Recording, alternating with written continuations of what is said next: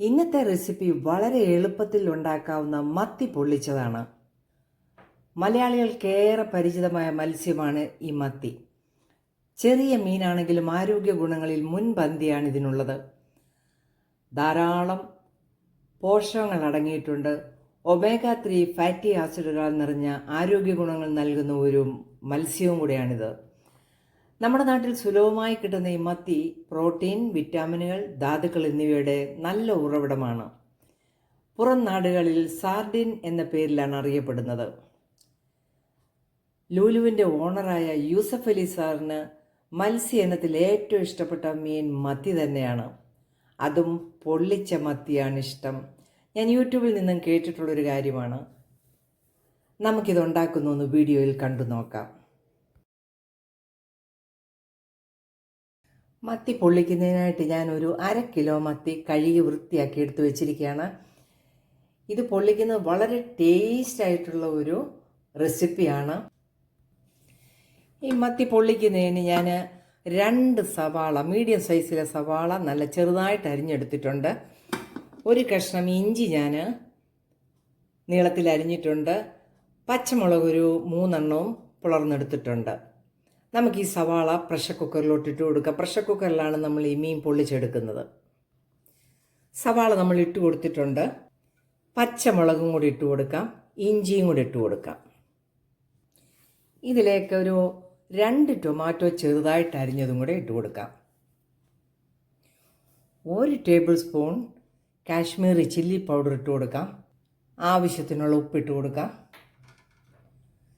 കറിവേപ്പില ഒരു പിടി ഇടാം. കറിവേപ്പില ഇച്ചിരി കൂടിയാലും കുഴപ്പമില്ല, നല്ല ടേസ്റ്റാണ്. 1 ടീസ്പൂൺ കുരുമുളക് പൊടിയും കൂടി ഇട്ട് കൊടുക്കാം. ഇതിലേക്ക് ഒരു 2 ടേബിൾ സ്പൂൺ വെളിച്ചെണ്ണയും കൂടി ഒഴിച്ചു കൊടുത്ത് നല്ലതുപോലെ ഇതൊന്ന് കൈ കൊണ്ട് ഇളക്കാം.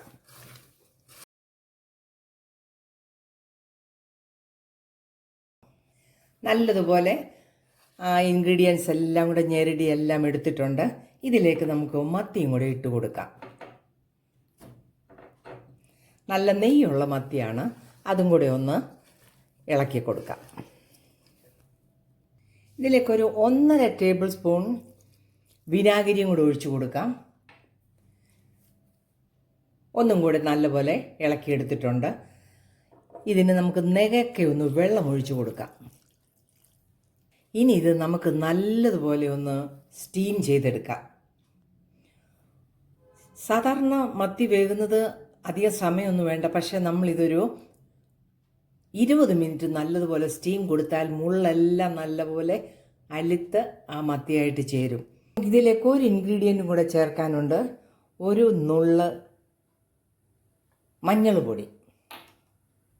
നന്നായിട്ടൊന്നും കൂടി ഒന്ന് ഇളക്കിയെടുക്കാം. നമുക്ക് 20 മിനിറ്റ് ഒന്ന് സ്റ്റീം ചെയ്തെടുക്കാം.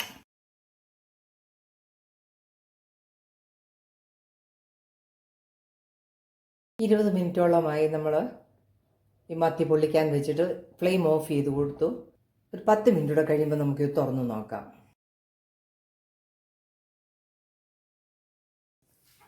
മത്തി പൊള്ളിച്ച് നല്ല അതിലെ വെള്ളമെല്ലാം വറ്റി നല്ല സൂപ്പറായിട്ട് കിട്ടിയിട്ടുണ്ട്.